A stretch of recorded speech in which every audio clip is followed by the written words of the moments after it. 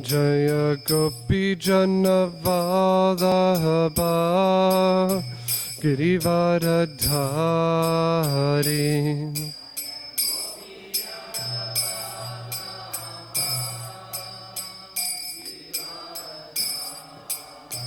Yashoda Nandana Prajajana Ranjana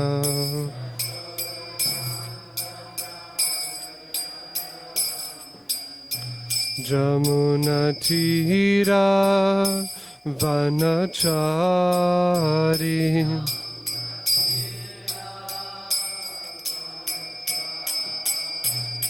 Jaya Radha Madhava Kunja Bihari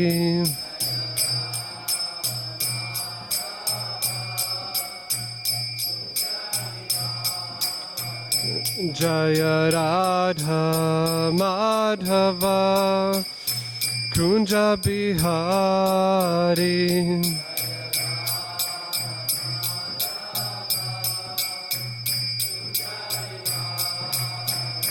Jaya Prabhupada Jaya Prabhupada Jaya Prabhupada Jaya Prabhupada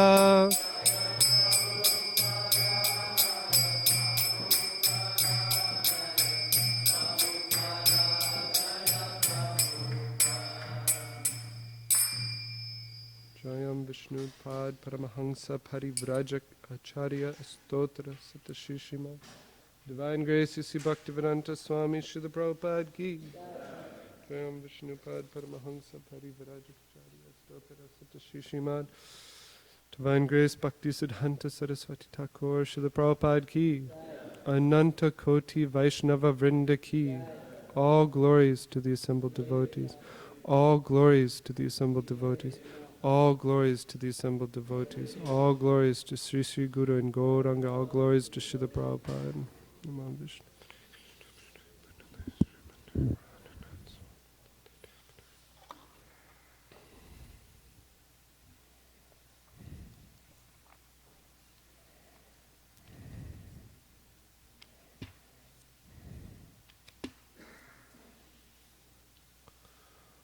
Om Namo Bhagavate Vasudevaya.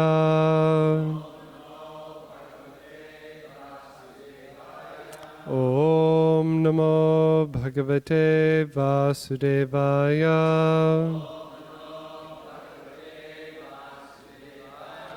Om Namo Bhagavate Vasudevaya.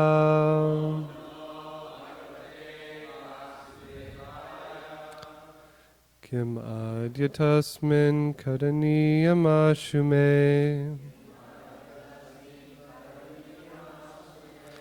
Yadartha tantro navihanti vikramam Striyas vasur guru matya vadhoyam Yasya sriyam hantyanu kalamayu Kimadyatasmin karaniyam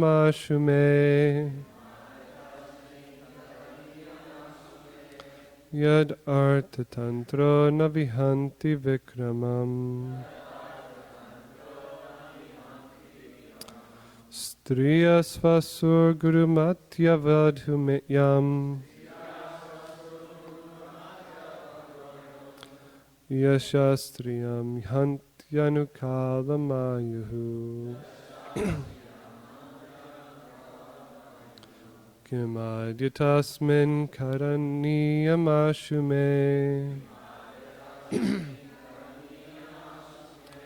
Yad artha tantro navihanti vikramam Striyas vasur guru matya vadhoyam Yashastriyam hantyanu kalamayuhu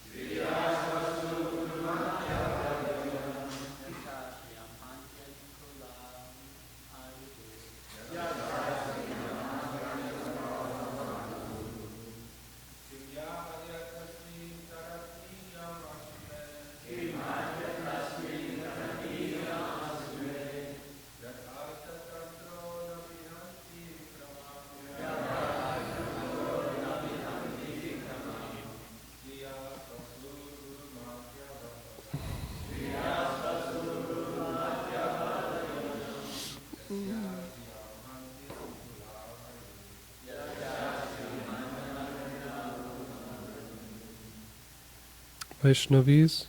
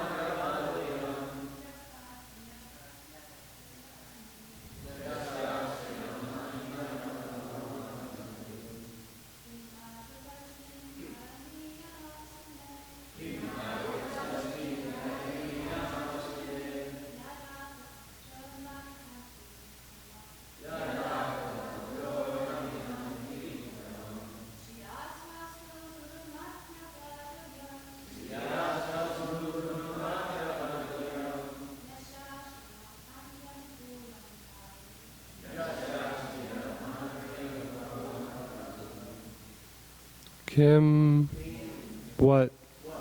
Adya, now, immediately. Tasmin, in this situation. Karaniyam, it is to be done. Ashu, without delay. May, my duty. Yet, because.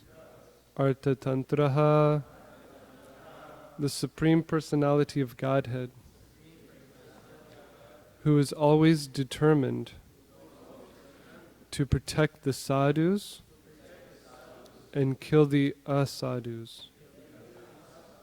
Na, does not. Vihanti, give up. Vikramam, his prowess. Striyaha, of a woman. Svasu, of my sister. Guru Matyaha, especially when she is pregnant.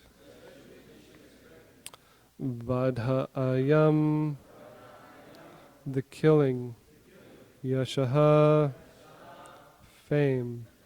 Sriyam, opulence. Hanti, will vanquish.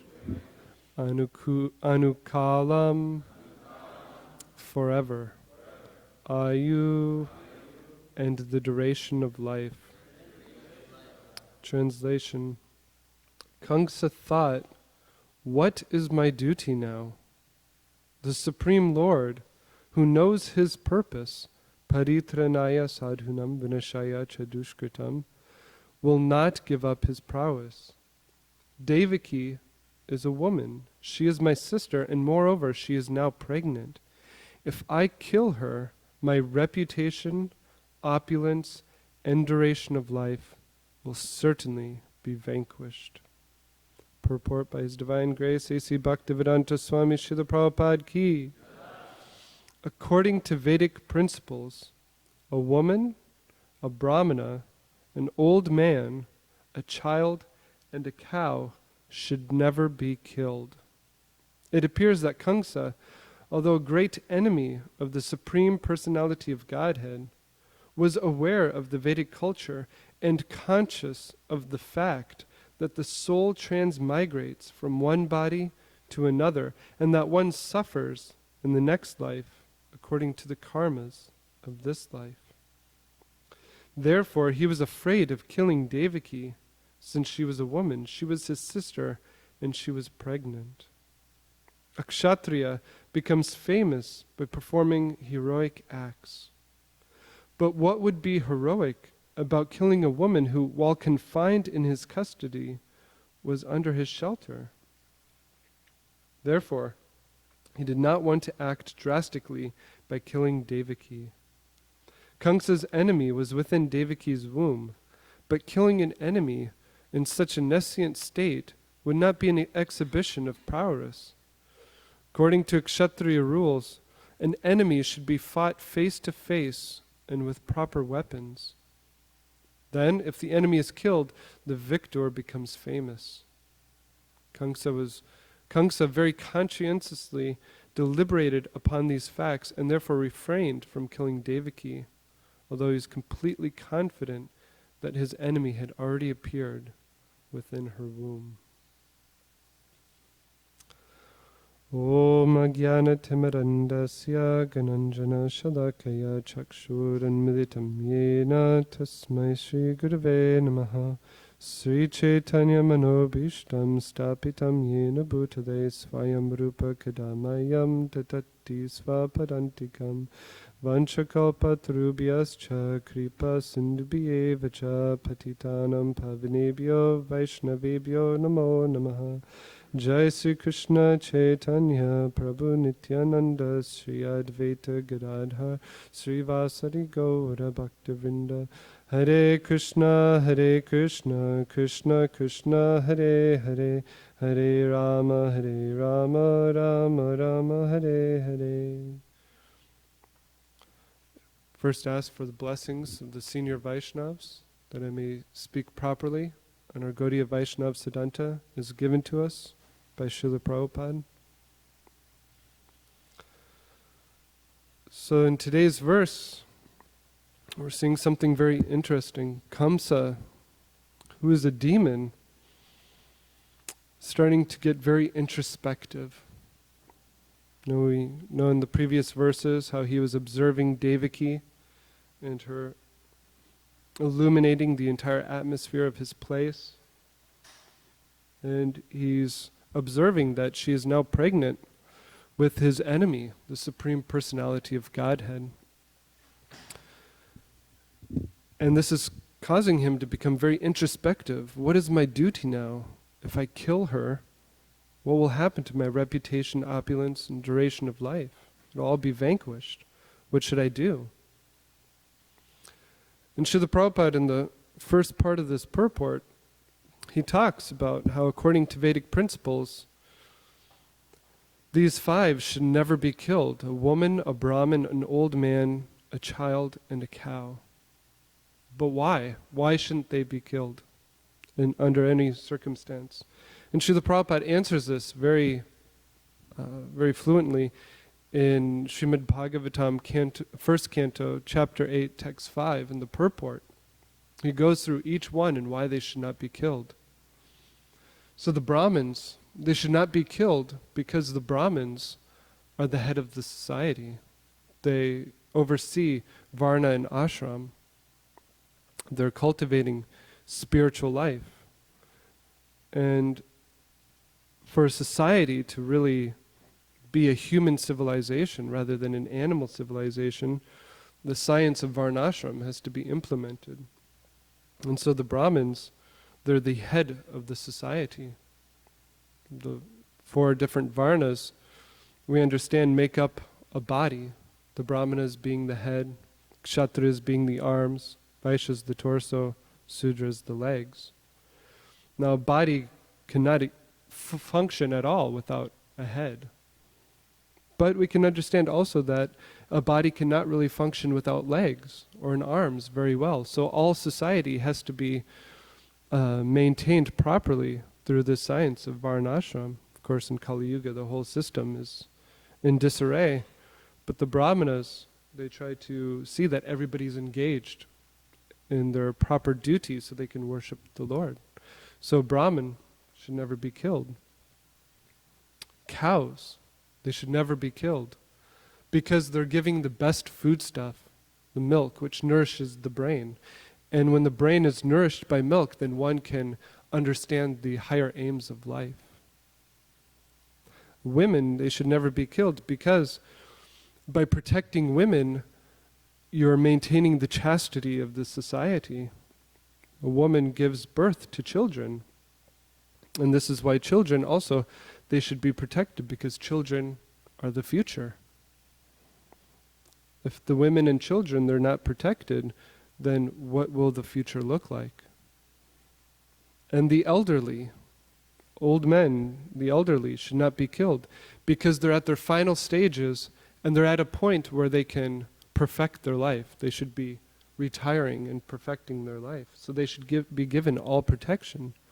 The Kshatriya is supposed to protect all of them. And Srila Prabhupada, he points out in the purport that in Kali Yuga, because the women are not protected, Then there's Varna Shankara. And we can see in Kali Yuga that due to the society that we live in, the women are very much exploited.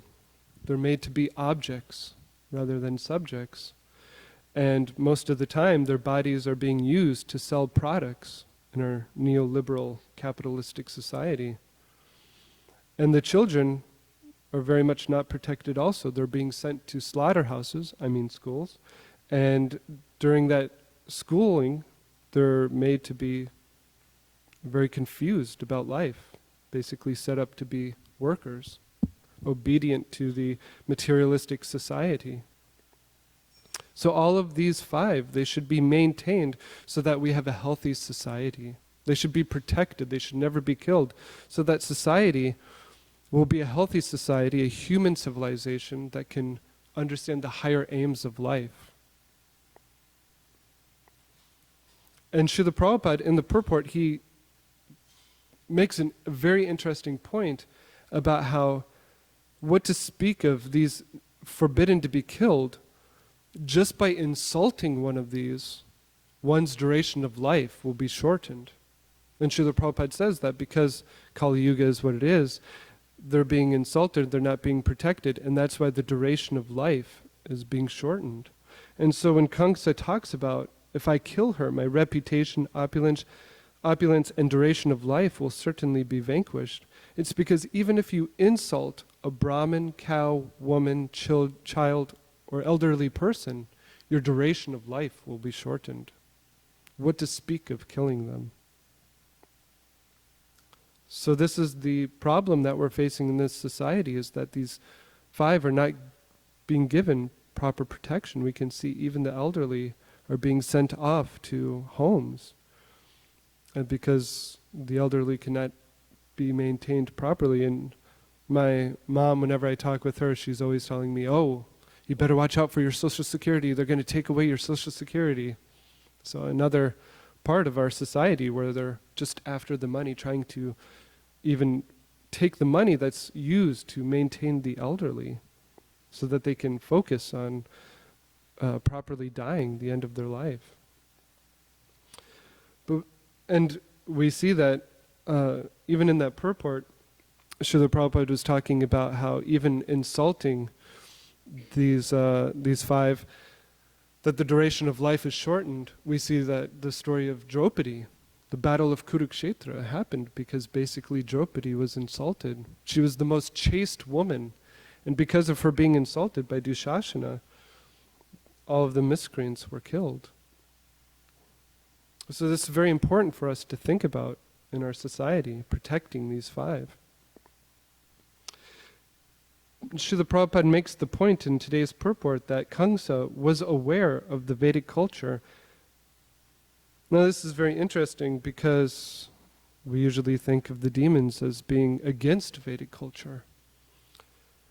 But we see in the scriptures, in the Shastras, Hiranyaksha, Hiranyakashipu, Kamsa, Bali Maharaj, Jarasandha, they're all demons. They're against Krishna, the Supreme Personality of Godhead, and yet, seemingly, they're following Vedic culture in certain circumstances. But we can see that their following of Vedic culture is not for the betterment of society. It's for selfish motivations. It's for selfish motives. Kamsa, he's not thinking, oh, if I kill Devaki, then I'll disrupt Vedic culture, because we can see that he's already imprisoned his father. He's already killed children.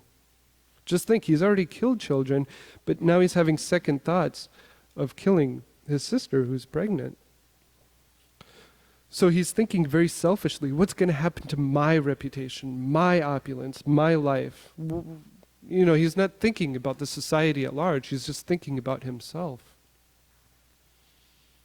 So this is the demoniac mentality, that they're constantly thinking about themselves, their selfish motives, rather than the betterment of everybody else.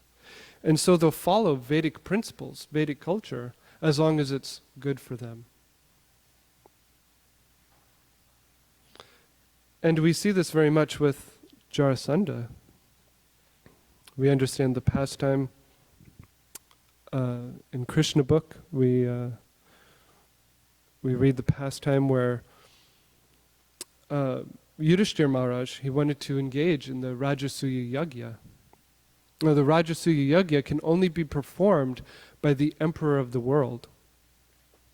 And so he made this desire known to Krishna, that I would like to perform the Rajasuya Yagya. But to do this, all the kings in the world have to obey the one king. They have to understand that Yudhishthira Maharaj is the emperor of the entire world. So he sent out his 5 brothers and others to all the neighboring kings, all the kings in the land.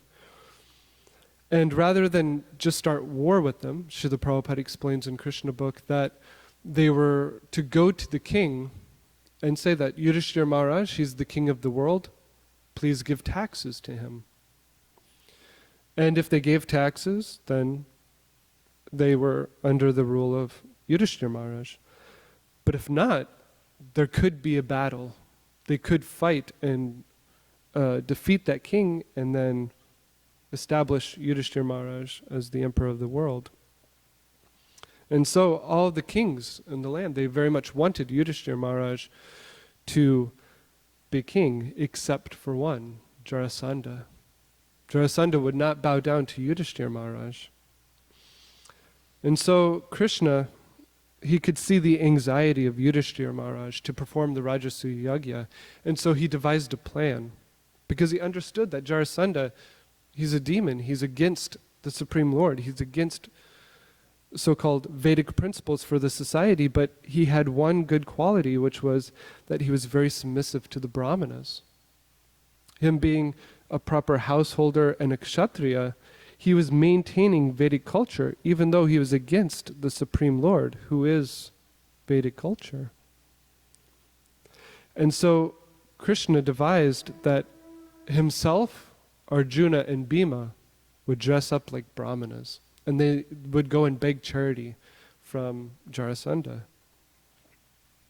So they went to the palace of Jarasandha dressed up like Brahmanas. And Krishna spoke first to Jarasandha, saying that, my dear sir, we've come to your palace to beg for charity. You're a very charitable person. And he started preaching to him in a very interesting way that's very suitable for today's class. He started speaking to him about how fame in this world, charity, all these things, it's not going to last, but you should give everything. You should even give your body, just like Rantidev, Harishchandra, the great kings of the past, Shibi Maharaj. They gave even their bodies up in the devotional service of the Lord. And we heard from Srila Prabhupada's books about Shibi Maharaj. Maharaj Shibi was such a king that he vowed that he was going to protect everybody. Just like these 5 should be protected, he vowed that he was going to protect everybody in his kingdom. And so one day Indra and Agnidev, they took the form of an eagle and a pigeon. And this eagle and pigeon, they flew into the palace of Maharaj Shibi. And the eagle was going to eat the pigeon. But Maharaj Shibi, he vowed that, I'm going to protect this pigeon. The pigeon flew onto his lap, and he wouldn't let the eagle come near the pigeon. The eagle said, but you're supposed to maintain everybody in your kingdom. You're supposed to protect them. I'm an eagle, I eat pigeon. So how are you going to maintain me? And Maharaj Shibi said, I'm not going to give you this pigeon meat, but I will give you flesh from my own body, and you can eat this. And so the eagle said, okay, I want as much of your flesh as the pigeon weighs. We'll put it on a scale. So they put the pigeon on the scale, and he started cutting off parts of his flesh and putting it on the scale. And he kept cutting, but as much flesh that you would think equal to the pigeon, it wouldn't. So finally he put his whole body onto the scale. He was ready to sacrifice his whole body for this pigeon.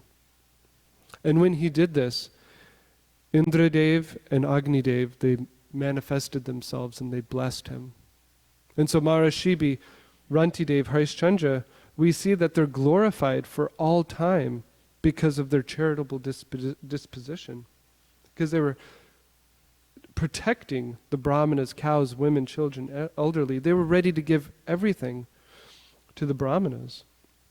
So Krishna, he speaks these pastimes to Jarasandha to encourage him to give charity to the brahmanas, to give everything, even his own body.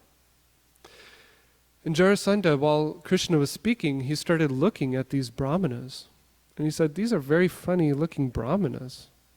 I'm looking at their arms. Their arms have scars.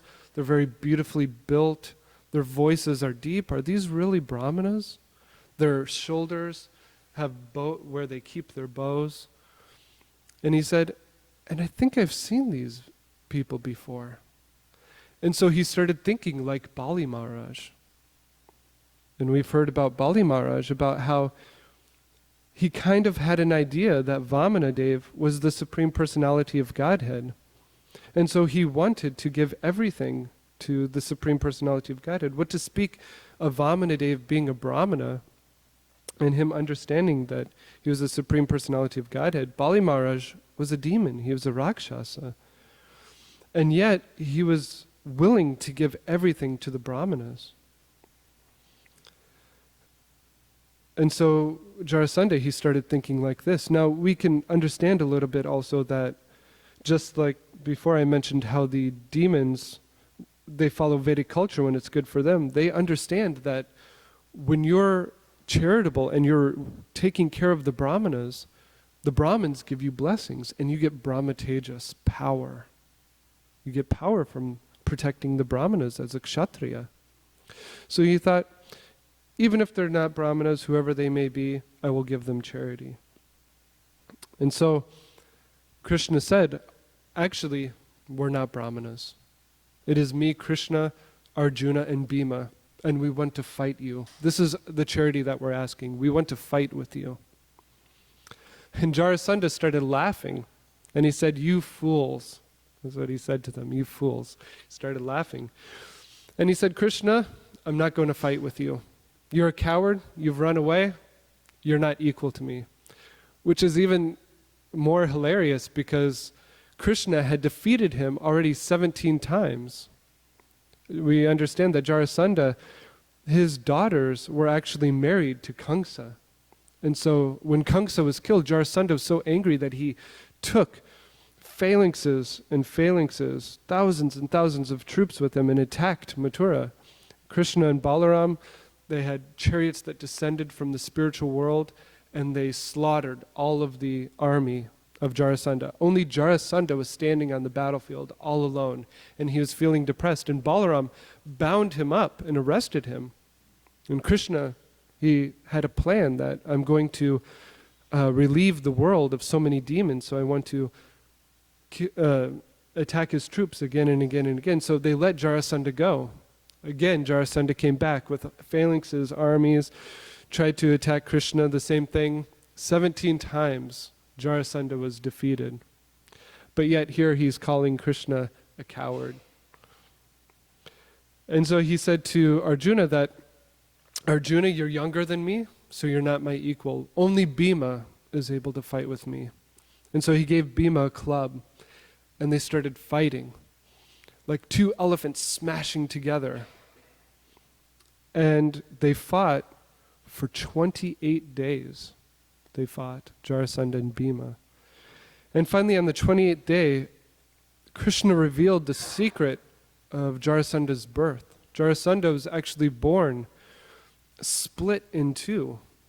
And his father, thinking that the son is useless, he threw the body into the forest. And there was a witch named Jara, and she took the two halves of the boy and she put him together. Henceforth his name, Jarasandha, brought together by Jara. And so Bhima, he looked over at Krishna, and Krishna, he took a blade of grass and he split it. And so he understood what he was supposed to do by the Supreme Personality of Godhead's intelligence.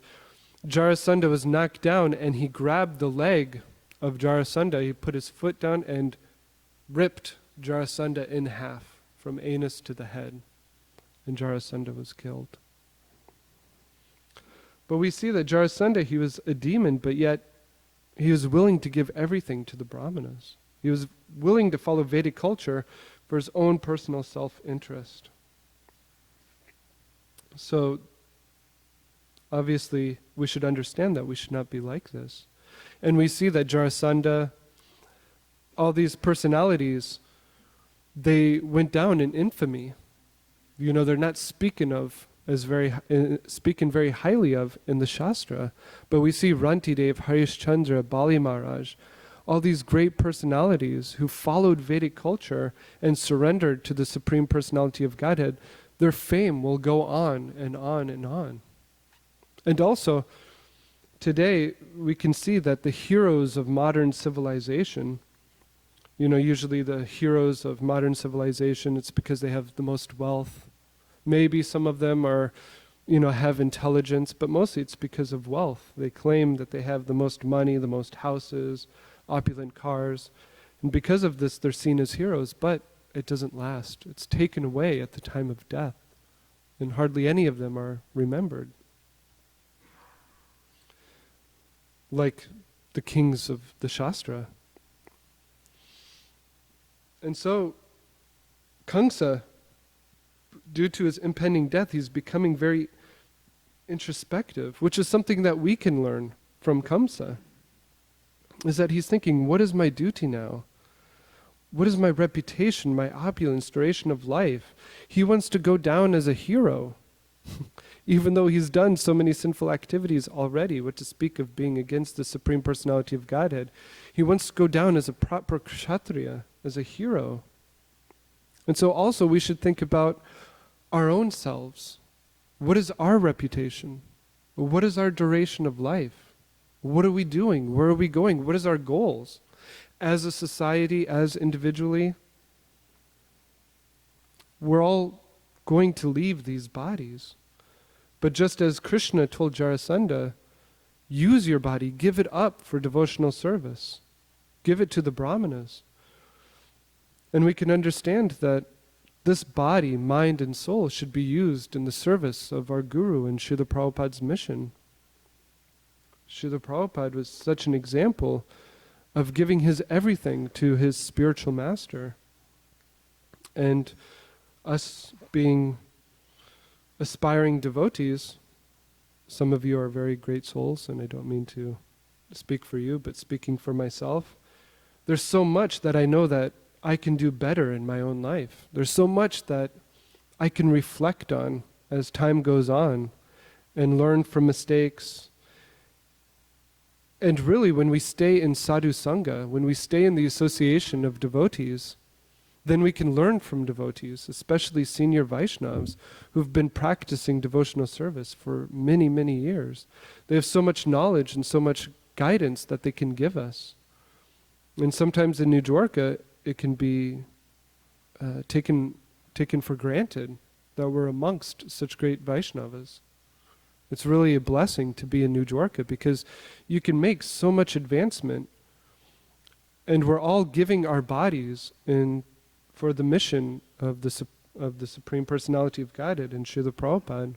Whether we're in the kitchen cutting vegetables, cleaning the temple room, distributing books, whatever our service is doing, we're all serving the Sankirtan Yagya, going out on Harinam. We're all serving the Sankirtan Yagya. We're all giving this body, mind, and soul to the spiritual master. And of course, there's going to be times where we're really struggling and there's so much going on around us. But if we stay within the sadhu sangha, if we stay in the association of especially more advanced devotees, then it'll allow us to be really introspective of what we're doing, where we're going, and what our goals are. And by that we can make a lot of advancement. So we should be very introspective, as Bhagavad Gita states, introspective sage, looking within, seeing what our mental state is, where we're going. So stop here if anybody has any comments or questions. No? Brigupati Prabhu, Archita Prabhu.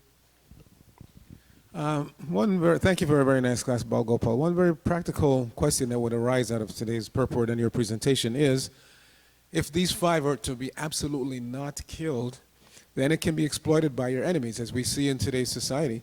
Generally, there's still this fearlessness of women, especially if they're beautiful. And the enemy exploits that. Rajiv Gandhi was killed by a woman, with a bar.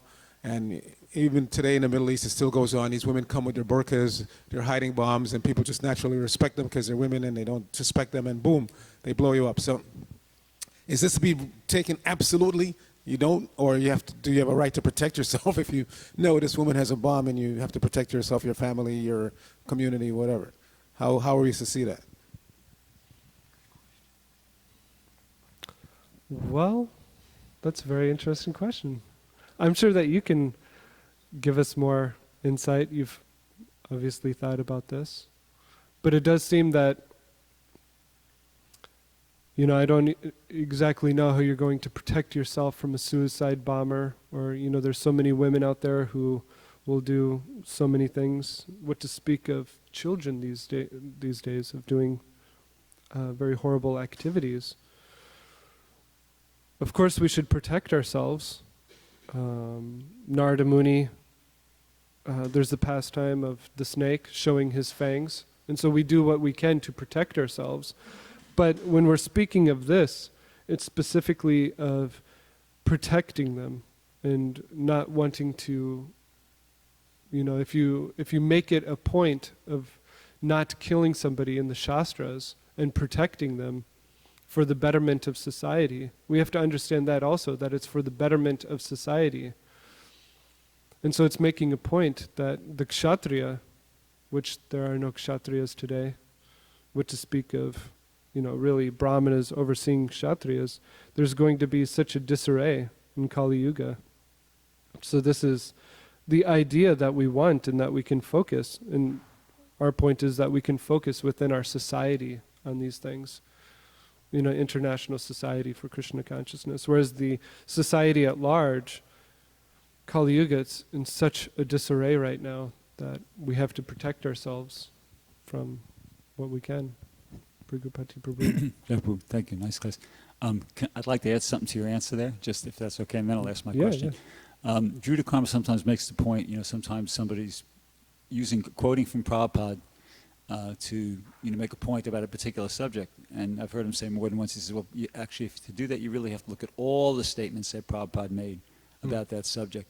So in the same way, there's this Vedic injunction in the purport that women, children, Brahmins, etc. are supposed to be protected. But at the same time, you have to look at all the Vedic injunctions. Like there's also a Vedic injunction, Prabhupada quotes it in the purport to chapter 1, text 36, here in the Bhagavad Gita, that there's 6 kinds of aggressors that can immediately be killed. And one of them is somebody who attacks with deadly weapons, a poison giver, somebody who sets fire to your house, steals your wife, steals your land, steals your, like that. You see? So that's there as well. So there's always like a hierarchy of principles. And, Prabhupada himself would quote, discrimination is the better part of valor. So I think in certain situations it would be, be okay. You could. But then one might object to that saying, Ashvatthama, he was an aggressor. And Krishna wanted him killed. But yet they had to find a way that Draupadi was also pleased, because a Brahmana should not be killed. Yeah, well, so they had to use their intelligence to so-called kill him, but not kill him. Right. That's so even the Vedic injunction is there. We, again, like taking everything into... It's not black and white. Yeah. It's linear discrimination. Here's my question, though. So Kamsa was such a, demoniac personality. And it seems to me kind of strange that he's worried about his reputation, or certainly that he's concerned that by offending great souls, I'm going to lose my opulence. He seems to believe in karma. He seems to believe in reincarnation. It seems a bit inconsistent to me, because how is it that such a demoniac personality is even believing in those things? What to speak of concerned in that? I mean, karma and reincarnation just don't dangle out in space. There's got to be like a whole supernatural administration supporting the existence of that. So, I mean, could you give us some further insight into his, worldview, his mentality, how he was thinking that it's possible that somebody so demoniac like that is concerned to offend great souls and lose his opulence, is concerned about his next life? Why would, it seems strange to me that somebody of that nature, that character, that type of behavior would even believe in those things, so to speak, be concerned about those things? I guess I tried to touch upon that in the beginning, where we see Hiranyakashipu, Hiranyaksha, all these demons. They were engaging in Vedic culture. Hiranyakashipu, they had to, observe that Lord Shiva is higher than them, observe austerities, penances to get their benedictions, what to speak of seeing Lord Brahma. I mean, even Kamsa, when Narada Muni comes, he's not insulting Narada Muni, he's seeing Brahmins, Jarasandha, but it's selfishly motivated. He's not following Vedic culture because I'm surrendered to the Supreme Personality of God and the Supreme Lord wants me to follow the Vedic injunctions. I'm going to follow the Vedic injunctions so that I get fame, so that I get reputation. And then if a Vedic injunction gets in the way of my happiness, well, then that can be broken, just like killing the children of Devaki. I mean, he was ready to kill Devaki at the very beginning, but then Vasudeva had to speak him out of it. So even now here, he's thinking my reputation, he's not thinking, oh yeah, I'm going to follow Vedic culture because it's the right thing to do. I'm going to follow Vedic culture because it's good for me. It's a way that I get power, it's a way that I get fame. But he's not thinking in a selfless way. And the rest of the demons are like that. Even Hiranyakashipu, seemingly following Vedic culture, but then when it came time to lure out the Supreme Lord, attack the Brahmins, attack those places where Vedic culture is maintained so that we can. And then even we see sometimes that the demigods, they go against the Vedic injunctions, for seemingly selfish reasons. We see Indra killing Vishvarup because he was a Brahmana. He was the spiritual master at that time. And yet, because he was giving part of the oblations to the demons, Indradev cut off his heads, which is, Indra should know even more than Kamsa, even more than Hiranyakashipu about Vedic injunctions, and yet, because he's blinded by selfish interest, he goes against Vedic injunctions. Grantaraj Srimad Bhagavatam ki, Srila Prabhupada ki.